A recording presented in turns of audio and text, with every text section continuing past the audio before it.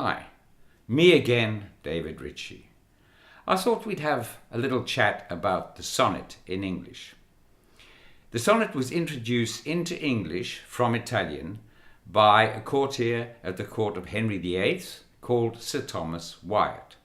And this particular sonnet, as well as being an absolute gem of poetry, is embedded in a fascinating history. It offers a fascinating insight into life at the court of Henry VIII.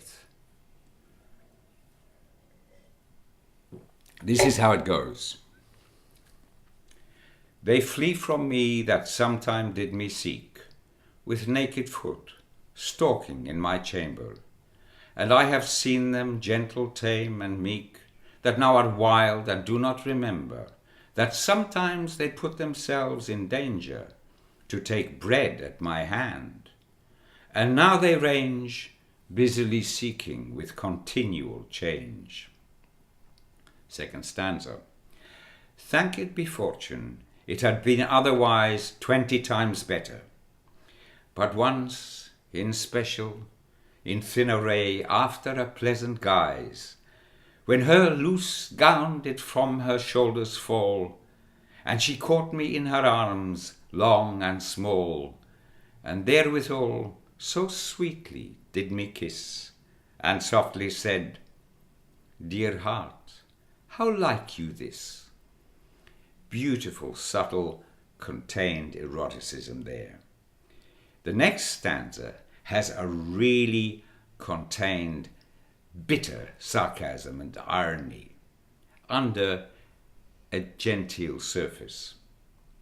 It was no dream, I lay broad waking, but all is turned through my gentleness into a strange fashion of forsaking.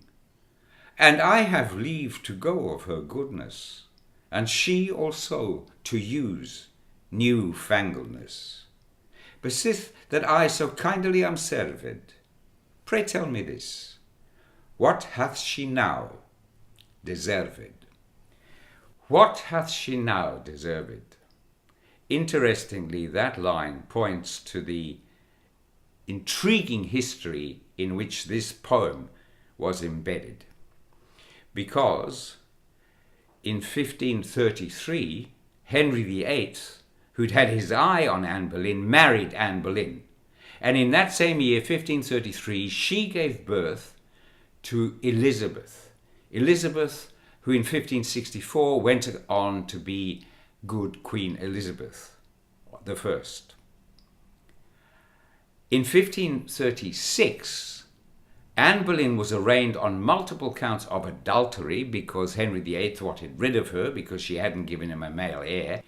And in 1536, Sir Thomas Wyatt, along with several other gentlemen, many of whom were executed, was imprisoned in the Tower.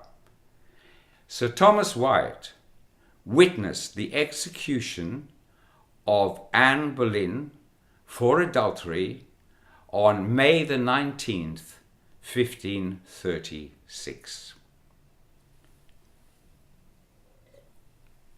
Next time we'll go on to talk about the sonnet form and the deft use that Shakespeare put it to.